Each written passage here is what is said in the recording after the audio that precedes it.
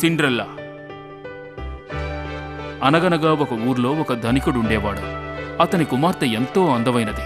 దయ, ప్రేమ, మృదువైన స్వభావం కలది. ధనికుని భార్య మరణించడంతో అతను ఇంకొక స్త్రీని పెళ్లి చేసుకున్నాడు. ఆమెకు అగత, ఎలిసా అనే 2 కుమార్తెలు కలిగారు.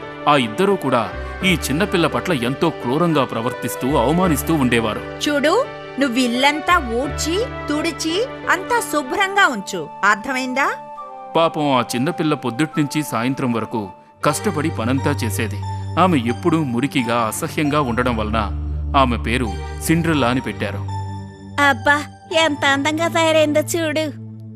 ఒకరోజు రాజుగారు తమ రాజ్యంలోని ప్రతి ఒక్కరికి అక్కడ జరగబోయే నృత్య ప్రదర్శనకి ఆహ్వానాలు పంపారు. ప్రతి ఆడపిల్ల రాకుమారుని కలుసుకోవడానికి ఆహ్వానించబడింది. అతడు ప్రతి కన్యతో నృత్యం చేసి వారిలో తనకు నచ్చిన అమ్మాయిని తన భార్యగా ఎంచుకుంటాడని ఆశించారు. ఆ రోజు రానే వచ్చింది. సిండ్రెలా, త్వరగా వెళ్ళడానికి సమయం అవుతుంది. వాళ్లు విందుకెళ్లడానికి సిండ్రెలా అందంగా ఉన్న దుస్తులను ఎంపిక చేసింది. తరువాత, అమ్మా, నేను మీతో విందుకొస్తానమ్మా. వద్దు సిండ్రెల్లా, నీ దగ్గర మంచి బట్టలు కూడా లేవు.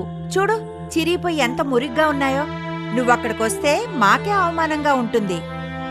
ఇంటి వద్ద ఎవరూ లేనందున సిండ్రెల్లాకి ఏడుపొచ్చింది.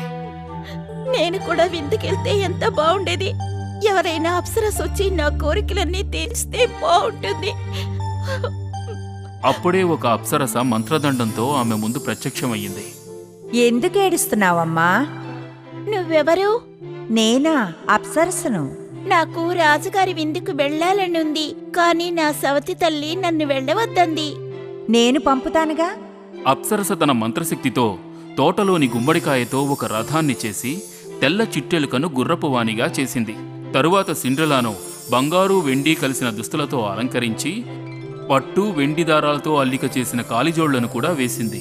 వెళ్లే ముందు, చూడమ్మా, నువ్వు అర్ధరాత్రి అవడానికి ముందే వచ్చేయాలి. గడియారంలో 12 కొట్టగానే మంత్రశక్తి అంతా మాయం అయిపోయి నువ్వు మళ్ళీ నీ పాత వస్త్రాల్లోకి మారిపోతావు. నేను అర్ధరాత్రికి ముందే వచ్చేస్తాను. నృత్య ప్రదర్శన వద్ద రాకుమారునికి అక్కడున్న ఒక్క అమ్మాయి కూడా నచ్చలేదు. సిండ్రెలాను చూసేంతవరకు ఆమె చేతిని పట్టుకుని రాత్రంతా నృత్యం చేశాడు.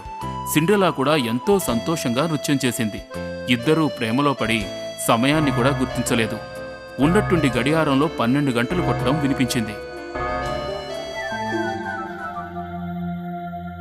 సిండ్రెలా సమయం చూసి నివ్వెరపోయింది. ఆమె రాకుమారుని చెయ్యి వదిలించుకుని రాజకోట నుంచి పారిపోయింది. అప్పుడు ఆమె కాలిజోడు ఒకటి అక్కడే జారిపోయింది. రాకుమారుడు విచారంలో మునిగిపోయాడు. 2వ రోజు తన సైనికుల్ని పంపించాడు రాకుమారుని గాలించమని.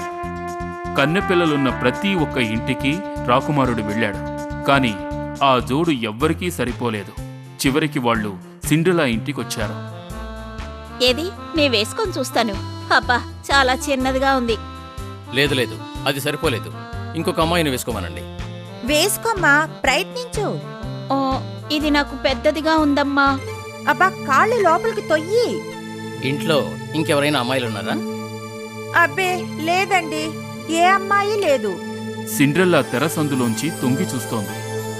మీరు అనుమతిస్తే నే వేసుకొని చూస్తాను. ఆ జోడుని సిండ్రెలా వేసుకుంది.